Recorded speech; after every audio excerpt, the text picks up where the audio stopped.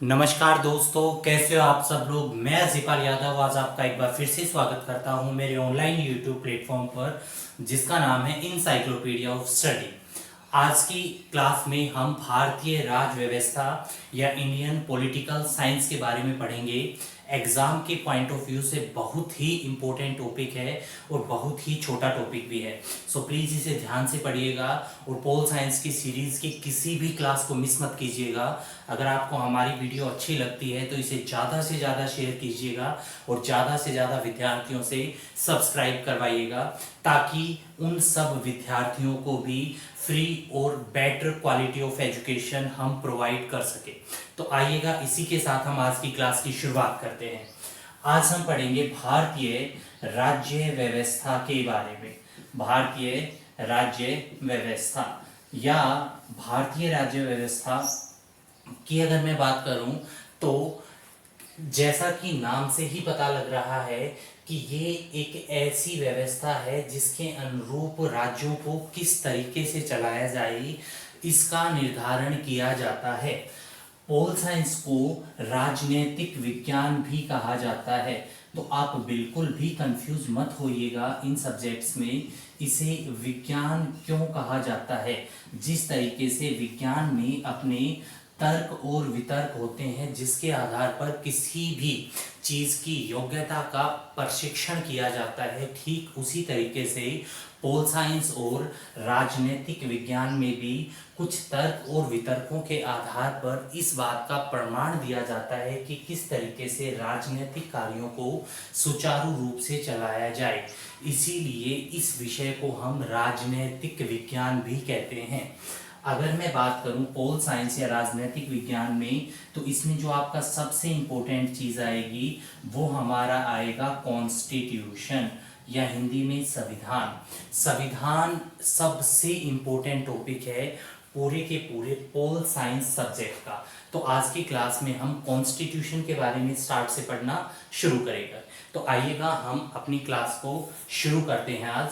और सबसे पहला जो हमारा टॉपिक है वो है हमारा कॉन्स्टिट्यूशन या हिंदी में संविधान। सबसे पहले जो क्वेश्चन अराइज होता है वो ये अराइज होता है कि व्हाट इज कॉन्स्टिट्यूशन या हिंदी में संविधान क्या है। संविधान क्या है? संविधान क्या है, इसकी डेफिनेशन देने के लिए मैं कुछ एक पॉइंट्स आपके सामने रखता हूँ। फर्स्ट, मैंने यहाँ पे लिखा कि कॉन्स्टिट्यूशन जो संविधान है, it is a set of rules and regulation.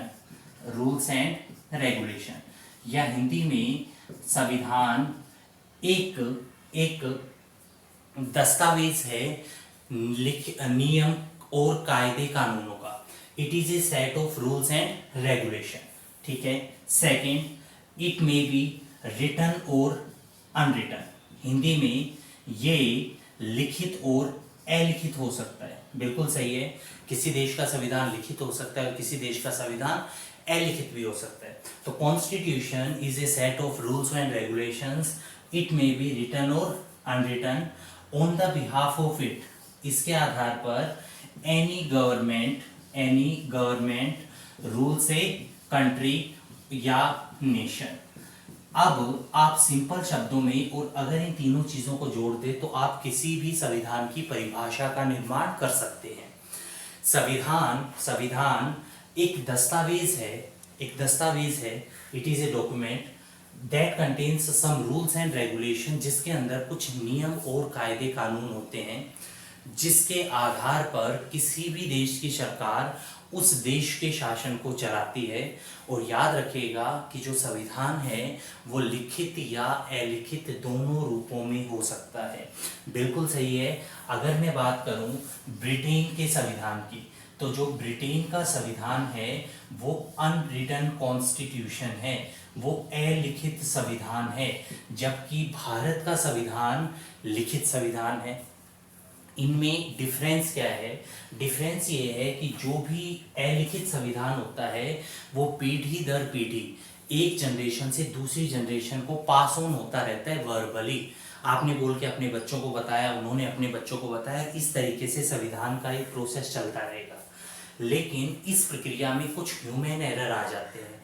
मैंने अपने बेटे को कुछ कम बताया, उसने अपने बेटे को कुछ कम बताया, और ऐसे चलते चलते संविधान की बहुत सी चीज़ें ऐसी होती है जो पीछे छूट जाती है, जिनके बारे में आगे आने वाली जनरेशन्स को पता ही नहीं चलता, जबकि लिखित संविधान में ऐसा नहीं होता। लेकिन ब्रिटेन का संविधान विश्व का अलिखित संविधान है, आप इसे याद रखिएगा। बाकी आपको पता ही है कि भारत का संविधान विश्व के लिखित संविधानों में से एक है। आगे चलते हैं। अगर आपसे कोई ये पूछता है कि विश्व का सबसे बड़ा संविधान किस देश का है, which country has the largest constitution, तो याद रखिएगा, अगर मैं बात करूं विश्व में भारत के संविधान की, तो जो भारत का कॉन्स्टिट्यूशन है, भारत का जो संविधान है, जो कि किस फॉर्म में है आपका लिखित, ये विश्व का सबसे लॉन्गेस्ट या सबसे बड़ा संविधान है भारत। अगर आपसे विश्व के अलग अलग देशों के संविधान के बारे में पूछा जाए तो आप याद रखिएगा BCA, bachelor of communication applications. अगर मैं बात करूं बैचलर ऑफ कंप्यूटर एप्लीकेशंस की, तो BCA की डिग्री को आप जरूर याद रखिएगा। B से मेरा कहने का मतलब है भारत, C से मेरे कहने का मतलब है कनाडा, और A से मेरा कहने का मतलब है ऑस्ट्रेलिया। अगर संविधान को, अगर विश्व के संविधानों को उनके लिखित मात्रा के हिसाब से देखा जाए तो भारत का संविधान विश्व का सबसे बड़ा लिखित संविधान है, जबकि दूसरा विश्व का सबसे बड़ा लिखित संविधान है कनाडा का, और लिखित संविधानों की श्रृंखला में तीसरा विश्व का सबसे बड़ा लिखित संविधान है ऑस्ट्रेलिया का। ठीक है। अच्छा, दूसरा, अगर आपसे कोई पूछे कि विश्व का सबसे छोटा संविधान कौन सा है, तो आप बिल्कुल भी कंफ्यूज मत होइएगा, आपको लिखा मिलेगा मोनाको। मोनाको की अगर मैं बात करूं तो मोनाको यूरोप का एक देश है, यूरोप का एक देश है, और इस देश का संविधान विश्व का सबसे छोटा संविधान है। लेकिन आपने बुकों में तो कभी मोनाको का नाम पढ़ा ही नहीं होगा, तो आप बिल्कुल भी कंफ्यूज मत होइएगा। मोनाको का संविधान विश्व का सबसे छोटा संविधान है अकॉर्डिंग टू वर्ड्स, या हिंदी में शब्दों के आधार पर ये विश्व का सबसे छोटा संविधान है। मोनाको के संविधान में कुल 3841 शब्द ही लिखे गए हैं, और इन्हीं 3841 शब्दों के साथ मोनाको के संविधान को कंक्लूड कर दिया गया है या समाप्त कर दिया गया। तो शब्दों के आधार पर यूरोप के देश मोनाको का संविधान सबसे छोटा है, जबकि अगर हम आर्टिकल्स या अनुच्छेदों के आधार पर देखें तो United States of America USA का संविधान, जो कि विश्व का सबसे पुराना, it is the oldest written constitution in the world, विश्व का सबसे पुराना लिखित संविधान जो कि यूनाइटेड स्टेट्स ऑफ अमेरिका का है, ये विश्व का सबसे शॉर्टेस्ट या सबसे छोटा संविधान भी है, क्योंकि इस संविधान में मात्र 7 आर्टिकल, मात्र 7 अनुच्छेद हैं। तो इनमें बिल्कुल भी कंफ्यूज मत होइएगा, और BCA जरूर याद रखिएगा, भारत, कनाडा और ऑस्ट्रेलिया। और अगर मैं बात करूं तो लिखित संविधान में भारत का विश्व का सबसे बड़ा लिखित संविधान है, और अगर बात करूं लिखित संविधानों में तो विश्व का सबसे पुराना और सबसे छोटा लिखित संविधान USA का है, जिसमें खाली 7 आर्टिकल हैं, 7 अनुच्छेद हैं, जबकि मोनाको का संविधान शब्दों की मात्रा के हिसाब से विश्व का सबसे छोटा संविधान है। आई थिंक कि आपको यहाँ तक क्लियर हो गया होगा। आप एक बार इसके स्क्रीनशॉट लेना चाहो तो ले सकते हो, फिर हम इससे आगे चलते हैं। चलिएगा, अगर मैं बात करूं संविधान के विकास की कि किस तरीके से भारत के संविधान का निर्माण किया गया, तो संविधान के निर्माण करने की प्रक्रिया एक बहुत ही लंबी प्रक्रिया रही है। याद रखिएगा, भारत का इतना बड़ा संविधान एक दिन में तैयार नहीं हो गया। इस संविधान के विकसित होने की अलग अलग प्रक्रिया है, और इन प्रक्रियाओं की शुरुआत ईस्ट इंडिया कंपनी के टाइम पीरियड से हुई। देखिएगा, अगर मैं बात करूं 1757, हम बात कर रहे हैं the progress of Indian constitution, कि किस तरीके से भारतीय संविधान का विकास हुआ।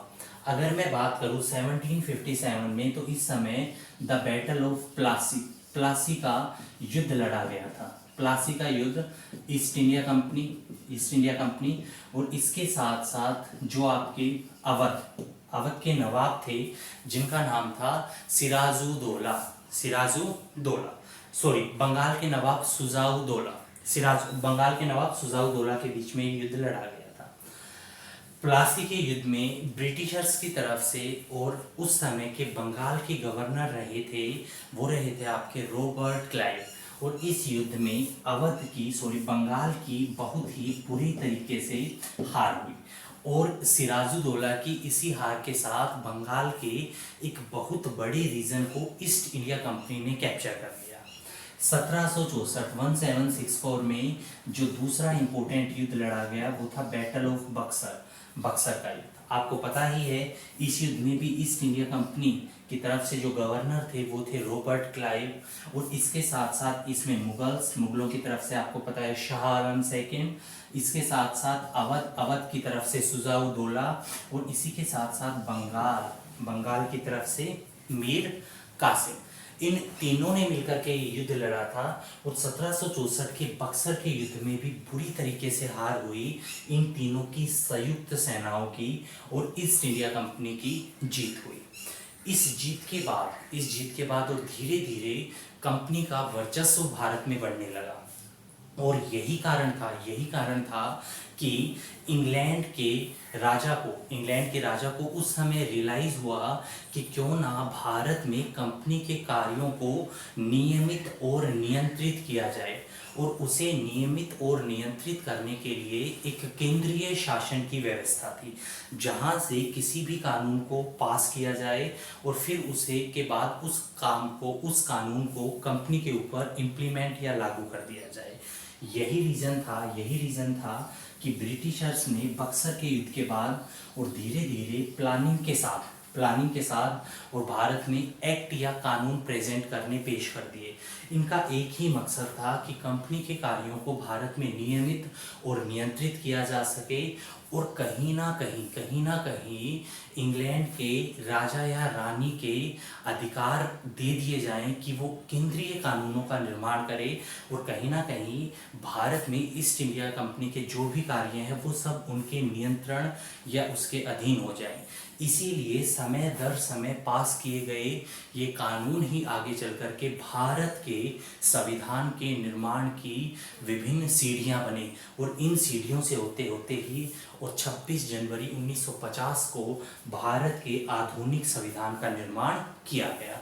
अब हम बात करेंगे उन कानूनों की या उन अधिनियमों की जो अलग अलग समय में ब्रिटिश गवर्नमेंट द्वारा पास किए गए और इनमें सबसे पहला जो कानून आता है वो आता है 1773 का रेगुलेटिंग एक्ट। याद रखिएगा 1773 का रेगुलेटिंग एक्ट ये पहला कानून था जिसे ब्रिटिशर्स द्वारा पास किया गया और इसे भारत में इम्प्लीमेंट या लागू किया गया। 1773 का रेगुलेटिंग एक्ट बेसिकली था क्या?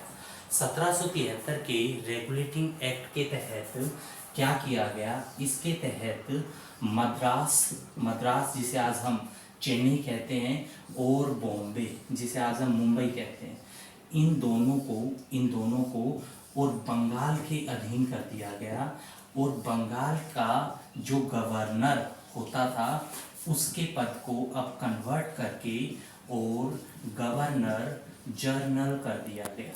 याद रखिएगा क्या हो गया कि इसके तहत मद्रास और बॉम्बे को बंगाल में शामिल कर दिया गया और इसी के साथ साथ जो पहले पद बंगाल का गवर्नर का था, और याद रखिएगा कि बंगाल के एक ही गवर्नर हुए हैं और उन गवर्नर का नाम रहा है रॉबर्ट क्लाइव। अब क्या किया गया कि रॉबर्ट क्लाइव जो गवर्नर का पद था उसे कन्वर्ट करके उसे गवर्नर जनरल के पद को बना दिया गया और इसी के तहत भारत में पहले गवर्नर जनरल के रूप में अपॉइंट किया गया वॉरेन हेस्टिंग 1772 से लेकर के 1785 तक भारत के गवर्नर जनरल रहे। और इन्हीं के टाइम पीरियड में पास हुआ था 1773 का रेगुलेटिंग एक्ट। ठीक है। सेकंड, इस रेगुलेटिंग एक्ट के तहत क्या किया गया, इस रेगुलेटिंग एक्ट के तहत भारत के पहले सुप्रीम कोर्ट या हिंदी में सर्वोच्च न्यायालय की स्थापना की गई। भारत के पहले सुप्रीम कोर्ट की स्थापना कोलकाता में की गई, कोलकाता में की गई। और इस सुप्रीम कोर्ट में एक चीफ जस्टिस, एक मुख्य न्यायाधीश, 3 अन्य न्यायाधीश, अदर जस्टिस को अपॉइंट किया गया। बेसिकली कोलकाता में स्थापित हुए इस सुप्रीम कोर्ट में 4 नियुक्तियां की गई, जिसमें एक मुख्य न्यायाधीश और 3 अन्य न्यायाधीश थे। और याद रखिएगा इस समय एलिजा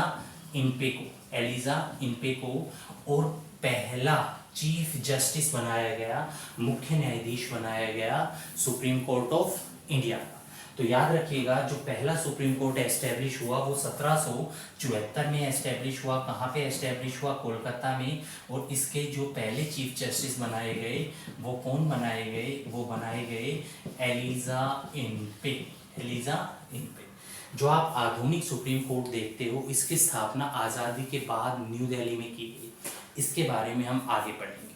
ठीक है। अच्छा, इसके अलावा जो 1773 का रेगुलेटिंग एक्ट पास हुआ था, इसके तहत काफ़ी और व्यवस्थाएं की गई।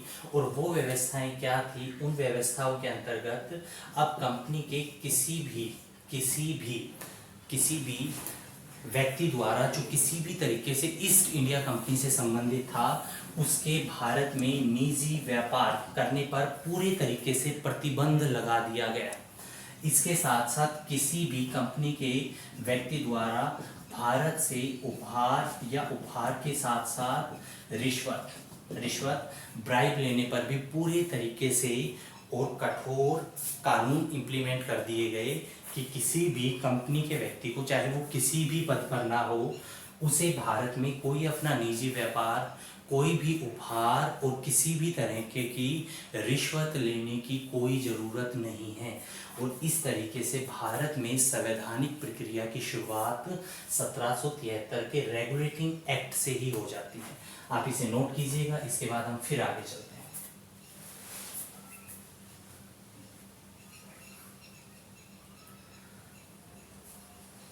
चलिए आगे।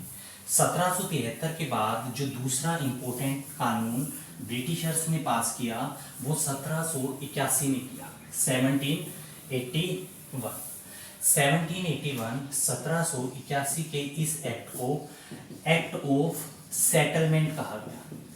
एक्ट ऑफ सेटलमेंट का मतलब है कि ब्रिटिशर्स ने ये कहा कि 1773 का जो रेगुलेटिंग एक्ट उन्होंने बनाया था, उस रेगुलेटिंग एक्ट के अंतर्गत कुछ एक कमियां या कुछ एक खामियां रह गई। और 1773 के रेगुलेटिंग एक्ट की कमियां या खामियों को दूर करने के लिए ही उन्होंने 1781 में एक्ट ऑफ सेटलमेंट को पास किया।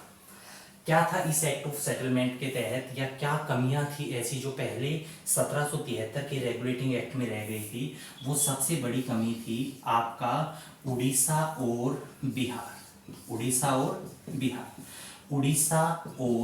बिहार की अगर मैं बात करूं तो 1773 के रेगुलेटिंग एक्ट के तहत मद्रास और इसके साथ साथ बॉम्बे को बंगाल में शामिल कर दिया गया था। लेकिन अब भी बिहार और उड़ीसा को बंगाल का हिस्सा नहीं बनाया गया था, जिसके अनुसार और गवर्नर जनरल को यहाँ पर नियंत्रित या कानून बनाने का कोई अधिकार नहीं था। 1781 के एक्ट ऑफ सेटलमेंट के तहत बिहार और उड़ीसा को भी बंगाल में शामिल कर दिया गया।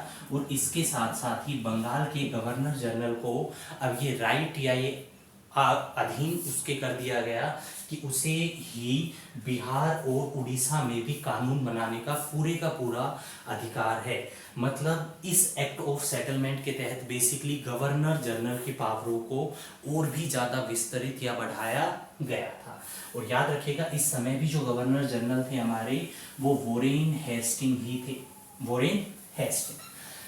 इसी प्रक्रिया में और जो तीसरा सबसे बड़ा सुधार हुआ वो आया 1784 का, जिसे हम हिस्ट्री में पिट्स इंडिया एक्ट कहते हैं। पिट्स इंडिया एक्ट 1784 में पास हुए पिट्स इंडिया एक्ट के तहत कंपनी के कार्यों को दो भागों में बांट दिया गया और कंपनी के इन दो भागों के कार्यों को कॉमर्शियल और पॉलिटिकल नाम दिया गया। Commercial and political. कॉमर्शियल का मतलब वाणिज्यिक, बिल्कुल सही है। कंपनी भारत में कॉमर्स या व्यापार करने के पर्पज से आई थी और कंपनी ये काम कर रही थी, लेकिन अब ब्रिटेन द्वारा धीरे धीरे कंपनी को और भारत के राजनीतिक कार्यों में भी और अधिकार लेने का, भाग लेने का या अधिकार लेने का आश्वासन या अधिकार दिया गया। इसके तहत अब एक कंपनी जो खाली व्यापार करने के उद्देश्य से भारत आई थी, अब उसके कार्य प्रणाली में और इजाफा किया गया और उसे व्यापार के साथ साथ भारत की पॉलिटिकल या भारत की राजनीतिक कार्यों में भी भाग लेने का अधिकार दिया गया। इसके तहत ये व्यवस्था की गई कि कंपनी आगे चल करके और वाणिज्य की अपेक्षा पॉलिटिकल कार्यों में रुचि ज़्यादा दिखाएगी। और इसके तहत ये भी व्यवस्था पहले ही कर दी गई थी कि किसी भी कंपनी के अधिकारी को भारत में व्यापार करने की कोई आज्ञा नहीं है। इसके तहत वाणिज्यिक रूल्स एंड रेगुलेशन और कठोर बनाए गए और बहुत ही बड़े दंड का प्रावधान किया गया। और यही रीजन था कि वॉरेन हेस्टिंग को पिट्स इंडिया एक्ट बिल्कुल भी नापसंद था, नागवार गुजरा, क्योंकि ये वो टाइम पीरियड था जब भारत ने अपनी सबसे अधिक वाणिज्यिक व्यापार को बढ़ा रखा था। वॉरेन हेस्टिंग ने, वो गवर्नर जनरल तो बंगाल के थे, लेकिन उन्होंने पर्सनली भारत में व्यापार को बहुत बड़े लेवल पर बढ़ाया। और दूसरा, वॉरेन हेस्टिंग इस पक्ष में थे भी नहीं कि कंपनी भारत के राजनीतिक कार्यों में दखल अंदाजी करे। यही कारण था कि 1785 में Warren Hasting Pitt's India Act के विरोध में अपना रिजाइन या इस्तीफा दे देते हैं। क्यों? क्योंकि वो इस एक्ट से नाखुश थे। याद रखिएगा, पिट्स इंडिया एक्ट को लेकर वॉरेन हेस्टिंग ने अपना इस्तीफा दे दिया और जैसे ही उन्होंने अपना ये रेजिग्नेशन दिया, इस रेजिग्नेशन के बाद और जैसे ही वो ब्रिटेन में पहुंचे तो ब्रिटेन में उनके ऊपर इम्पीचमेंट या महाभियोग चलाया गया, क्योंकि उन्होंने रानी द्वारा बनाए गए या ब्रिटेन की संसद द्वारा बनाए गए एक कानून का पालन करने से मना कर दिया था और ये सीधा सीधा ब्रिटिश सरकार की अवहेलना थी। और इसी कारण जैसे ही वो इस्तीफा देकर के पहुंचते हैं, वॉरेन हेस्टिंग फेस्ड इम्पीचमेंट, उनके ऊपर महाभियोग चलाया जाता है। और ये भी याद रखिएगा, ये एकमात्र ऐसे गवर्नर जनरल रहे हैं जिनके ऊपर महाभियोग चलाया गया। जैसे ही इनके ऊपर महाभियोग चलता है, तो जैसे भारत की सबसे सर्वोच्च न्यायालय सुप्रीम कोर्ट है, इसी तरीके से इंग्लैंड का सबसे सर्वोच्च न्यायालय बर्क कहलाता था। तो बर्क ने इनके ऊपर कार्यवाही की। बर्क ने इनके ऊपर 7 वर्ष तक उस मुकदमे की जांच की, जिसकी वजह से इन्होंने और अपना इस्तीफा दिया था। और 7 साल बाद बर्क ने ये पाया कि इनके ऊपर जो एलिगेशन लगाए गए थे वो सब गलत लगाए गए थे। और यही रीज़न था कि 7 साल बाद इन्हें इंग्लैंड के उस कोर्ट द्वारा बरी घोषित कर दिया गया। लेकिन हाँ, बरी करने से पहले और इनके ऊपर एक ये तो टैग लग ही गया कि इन्होंने ऊपर महाभियोग चलाया गया। इनके अलावा और कोई भी ऐसा गवर्नर जनरल या वायसराय भारत का नहीं रहा जिसके ऊपर इम्पीचमेंट या महाभियोग चलाया गया हो। तो इस तरीके से धीरे धीरे करके अलग अलग स्टेजेस में भारत में संवैधानिक प्रक्रिया की शुरुआत हुई। आई होप कि आज जो मैंने आपको पढ़ाया वो आपको समझ आया होगा। अगर आप लोगों को क्लास अच्छी लगी तो प्लीज़ कमेंट करके ज़रूर बताइएगा। वीडियो को ज़्यादा से ज़्यादा शेयर कीजिएगा। और इसी के साथ मैं आज की क्लास को कंक्लूड करता हूँ। Thank you. जय हिंद, जय भारत।